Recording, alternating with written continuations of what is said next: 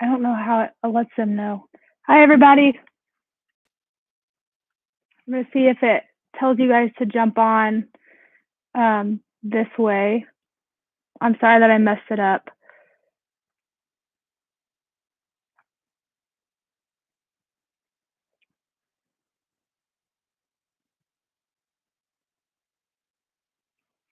See what happens here. Looks like we have people jumping on, so if you could let me know who's all here, and hopefully we don't lose anybody.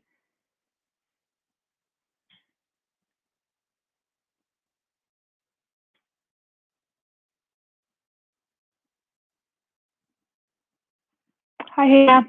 Good to see you guys come back on. Good.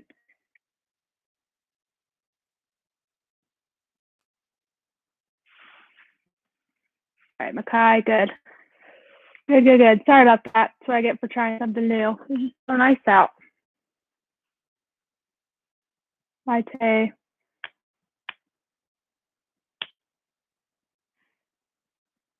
Today.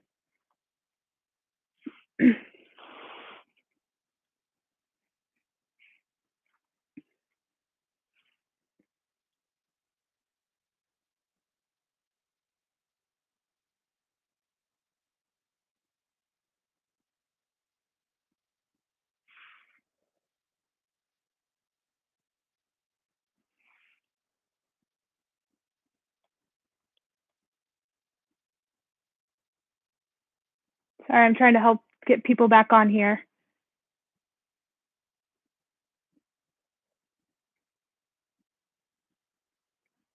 It's a bummer. Sorry.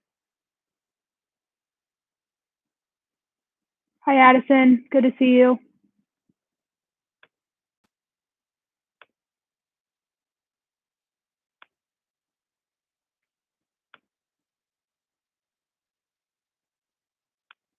I feel bad. I'm sorry. We'll get it up and running. Hi, Isabel. I'm doing well. How are you doing?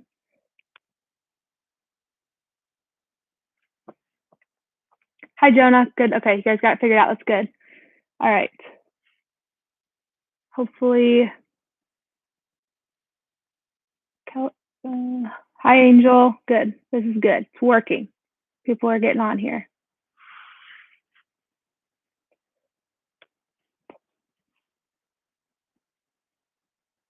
All right. In about 30 seconds, I'll go ahead and start back up.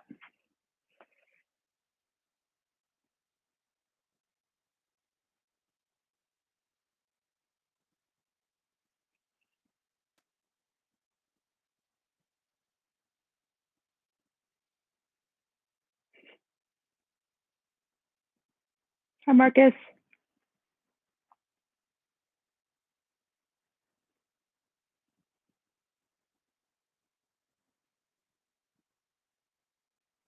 All right, guys. So I'm going to go ahead and start reading in just a minute. I'm going to give you guys the discussion question before we start reading so that you can think about it as we read. Last time when I asked a discussion question and then I asked about it at the end of our reading, we weren't really sure what we were supposed to be answering. So make sure that we're focusing and make sure that we're actually answering the question that's given. Okay, so the question is, how are Melody and Ollie, the fish, alike in this story? So obviously, as we're about to read, we're going to find out about Melody's fish. So I want you to think about how are Melody and Ollie, the fish, alike in this story? Okay, what do they share in common? Okay, and then after we answer that, I'm going to ask, how did Melody feel when she wasn't able to tell her mom what really happened? Again, we haven't read about it yet. We're about to read, but be looking for those clues to that question. I will type out the question and put it in the chat so that you're able to look at it as I'm reading if you would like. It's really good to see you guys on here. I'm really sorry that it was messing up outside. Like I said, I was hoping to sit outside while we did this, but obviously the Wi-Fi wasn't strong enough out there. So I'm going to go ahead and get started, and I am sending the question now in the chat for you guys to think about.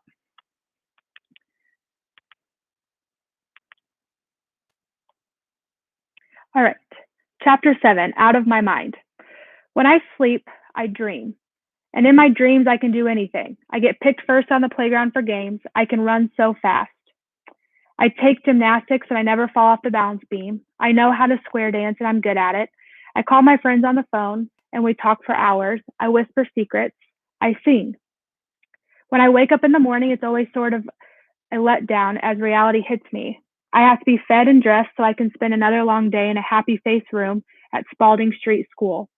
Along with the assortment of teachers we've had in the room H5, there have been more classroom aides than I can count. These aides, usually one guy to help with the boys and one lady to help with the girls, do stuff like take us to the bathroom or change diapers on kids like Ashley and Carl, feed us at lunch, wheel us where we need to go, wipe mouths, and give hugs. I don't think they get paid very much because they never stay very long, but they should get $1 million. What they do is really hard, and I don't think most folks get that. It's even hard to keep good teachers for us. I guess I don't blame them for leaving because, like I said, we're a tough bunch to handle sometimes. But once in a while, we get a good one. After Squeaky Miss Hyatt for kindergarten came and Game Show Mr. Gross for the first grade, Mrs. Tracy breezed into our room for second grade. She figured out I liked books, so she got some earphones and hooked me up with audiobooks on CD. She started with baby stuff like Dr. Seuss, which my father and I read when I was 2. So after I tossed those on the floor a couple of times instead of punishing me, she figured out I needed something better. I listened to all the Babysitters Club's books and those Goofy Goosebumps books. She asked me questions after each book, and I got every single one right. Things like, which of these helps solve the mystery? Then she showed me a pebble, a starfish, and an ink pen. The pebble, of course. She cheered after we'd gone through the questions and then hooked me up to another book. That year, I listened to all the books by Beverly Cleary and all the books about those boxcar kids. It was awesome. The next year, it all unraveled. I know teachers are supposed to write notes to the next teacher in line so they know what to expect, but either Miss Tracy didn't do it or Miss Billups, our third grade teacher, didn't read them. Miss Billups started every morning by playing her favorite CD. I hated it. Old MacDonald Had a Farm, Twinkle, Twinkle, Little Star, The Itsy Bitsy Spider, all sung by children who could not sing the type of music grown-ups think is all kinds of cute, but it's awful. Mrs. Billups put it on at full volume every single morning, over and over. No wonder we're always in a bad mood. Once she had a tin pan band on, Miss Billups went over the alphabet every single day with third graders. Now, children, this is an A. How many of you can say A? Good.